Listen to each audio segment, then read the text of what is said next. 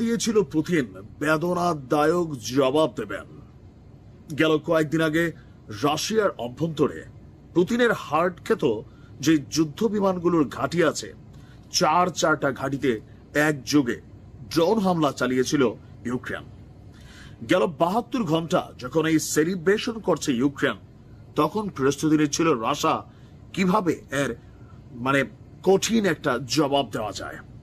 Ukraine যেমন গত 3 বছরের যুদ্ধের মধ্যে সকল রেকর্ড ভেঙে রাশিয়ার ভেতরে করেছে এই দুর্ভেদ্য হামলা, তদ্রুপ বলা হচ্ছে যে এই গত 3 বছরের যুদ্ধে রাশিয়াও এত পরিমাণ ড্রোন এবং মিসাইল ছড়েনি ইউক্রেনের ভূমিতে যতটা গতকালকে ছড়েছে খার্কিভে।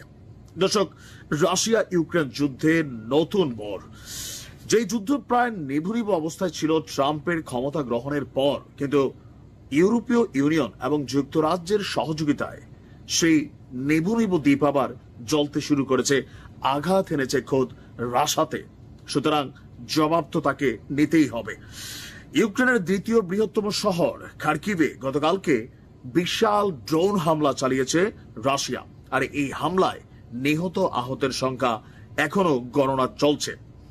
খার্কিভের মেয়র ইহোর তেরেখভের বরাত দিয়ে আন্তর্জাতিক গণমাধ্যম বিবিসি বলছে যে রাশিয়া জাস্ট কয়েক মিনিটের মধ্যে 48টি ড্রোন, ক্ষেপণাস্ত্র, গ্লাইডি বোমা হামলা চালিয়েছে। এছাড়াও খেরসন শহরেও চলেছে ব্যাপক তাণ্ডব। আপনার টেলিগ্রামে দেওয়া পোস্টে বলা হচ্ছে যে যুদ্ধ শুরুর পর সবচেয়ে শক্তিশালী হামলার সম্মুখীন হয়েছে খার্কিভ। জাস্ট কয়েক মিনিটের মধ্যেই এই হামলাগুলো একের পর এক চলেছে। রাশিয়ার এই হামলাকে পরিকল্পিত সন্ত্রাসী কাজ বলেও অভিযোগ করেছেন মেয়র। তিনি বলছেন, প্রাথমিক তদন্তে অ্যাপার্টমেন্ট, ভবন, বাড়ি ঘর, হাসপাতাল যা আছে এই লোকালয়ে প্রায় বেশিরভাগই ক্ষতিগ্রস্ত হয়েছে।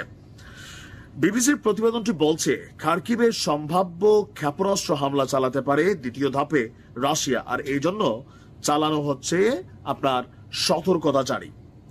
রাশিয়া বলছে কিয়েভ সরকারের সন্ত্রাসী কর্মকাণ্ডের প্রতিক্রিয়ায় সামরিক স্থাপনা লক্ষ্য করেই হামলা চালানো হয়েছে। এ নিয়ে টানা দ্বিতীয় রাত ইউক্রেনে বড় ধরনের হামলা চালিয়েছে রাশিয়া। আপনার গতকালকের হামলায় 6 জন নিহত এবং 80 জন ইউক্রেনীয় আহত হবার পর দ্বিতীয় ধাপে আরো বড় হামলা চালালো। আর এক ফোন আলাপে রাশিয়ার বিমান ঘাঁটিতে ইউক্রেনের সাম্প্রতিক হামলার জবাব হিসাবে ট্রাম্পকে বলা হয়েছিল যে ইউক্রেনকে বেদনাদায়ক জবাব দেওয়া হবে।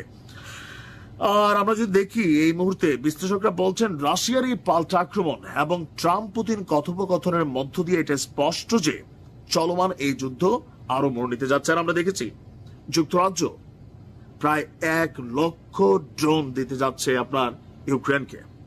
অপরদিকে রাশিয়া বলছে এই ড্রোন দিয়ে যদি রাশিয়ার অভ্যন্তরে আঘাত আনা হয়, তাহলে রাশিয়ার পরবর্তী টার্গেট হবে যুক্তরাজ্যের সেই সকল স্থাপনাগুলো যেগুলো রাশিয়ার মিসাইলের লক্ষ্যের মধ্যে আছে।